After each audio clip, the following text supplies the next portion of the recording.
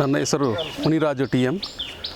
3 ದಿನದ ಕಾರ್ಯಕ್ರಮದಲ್ಲಿ ಶಿಬಿರಾರ್ಥಿಯಾಗಿ ಭಾಗವಹಿಸಿರುವ ನನಗೆ ನಮ್ಮ ಗುರುಗಳಾದ ಜಯಪ್ರಕಾಶ್ ನಾಗತಿಹಳ್ಳಿ ಅವರು ರಚಿಸಿರುವ ಸಾಹಿತ್ಯ ಚಂದನ 15 ಸಾಧಕರ ಒಂದು ಸಂವಾದದ ಸಂಗ್ರಹ ಈ ಪುಸ್ತಕದಲ್ಲಿ ನನಗೆ 12ನೇ ಸಾಧಕರು ಜರಗನಹಳ್ಳಿ ಶಿವಶಂಕರ್ ಇವರ ಬಗ್ಗೆ ಮಾತಾಡೋದಕ್ಕೆ ನನಗೆ ವಿಷಯ ಕೊಟ್ಟಿದ್ದಾರೆ.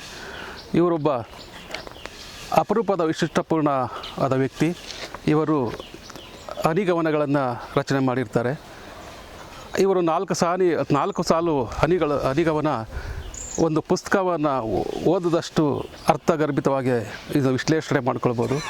ಈ ಪುಸ್ತಕವನ್ನು ಎಲ್ಲರೂ ಓದಬೇಕು. ಇವರ ವಿಚಾರ ಹೇಳೋದಾದರೆ ಇವರು ಹಲವಾರು ಹನಿಗವನಗಳನ್ನು ರಚಿಸಿರ್ತಾರೆ. ಜರಿ ಎಂಬ ಕವನ ಸಂಕಲ ಇವರು 16 ಭಾಷೆಗಳಲ್ಲಿ ತರ್ಜುಮೆಗೊಂಡಿದೆ.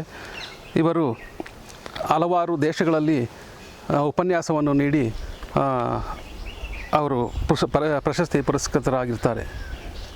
ಇವರು ಕನ್ನಡ ಸಾಹಿತ್ಯ ಪರಿಷತ್ನ ಗೌರವಾಧ್ಯಕ್ಷರಾಗಿ 5 ವರ್ಷ ಸೇವೆ ಸಲ್ಲಿಸಿರ್ತಾರೆ. ಇವರಿಗೆ ಕನ್ನಡ ರಾಜ್ಯೋತ್ಸವ ಪ್ರಶಸ್ತಿಯು ಕೂಡ ನೀಡಿ ಗೌರವಿಸಲಾಗಿದೆ. ಈಗ ಅವರು ನಮ್ಮ ಮುಂದೆ ಇಲ್ಲ. ಕೋವಿಡ್ ಸಂದರ್ಭದಲ್ಲಿ ಇವರು ನಮ್ಮನ್ನು ಅಗಲಿರ್ತಾರೆ ಅಂತ ಹೇಳೋದಕ್ಕೆ ಒಂದು ಬೇಸರವಾದ ಸಂಗತಿ.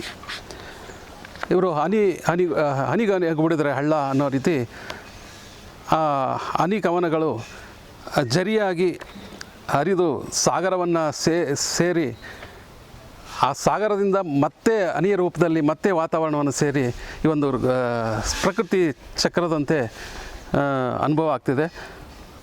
ಈ ಕವನಗಳನ್ನು ಅದರಲ್ಲಿ ಒಂದು ಬಾಳಿಗೆ ಅನ್ನೋ ಒಂದು ಹನಿಗವನ. 16 ವರ್ಷ ನೆರಳಾಗಿ ನಿಂತ ಮರ ತೊಲೆಯಾಗಿ ಉಳಿಯಿತು 100 ವರ್ಷ.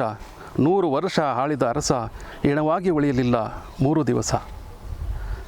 ಇದನ್ನು ವಿಶ್ಲೇಷಣೆ ಮಾಡಿದ್ರೆ ಗಂಟೆಗಟ್ಟಲೆ ವಿಚಾರಗಳನ್ನು ಮಾಡಿ ನಾವು ಇದನ್ನು ವಿಸ್ತರಿಸ್ಕೊಂಡು ಮಾತಾಡ್ಬೋದು. ಇಂಥ 106 ಹನಿಗವನಗಳನ್ನು ಇವರು ರಚಿಸಿದ್ದಾರೆ. ಇದನ್ನು ಓದಿ ನಮ್ಮ ಜ್ಞಾನವನ್ನು ವೃದ್ಧಿ ಮಾಡಿಕೊಳ್ಬೇಕು ಅಂತ ತಮ್ಮೆಲ್ಲರಲ್ಲೂ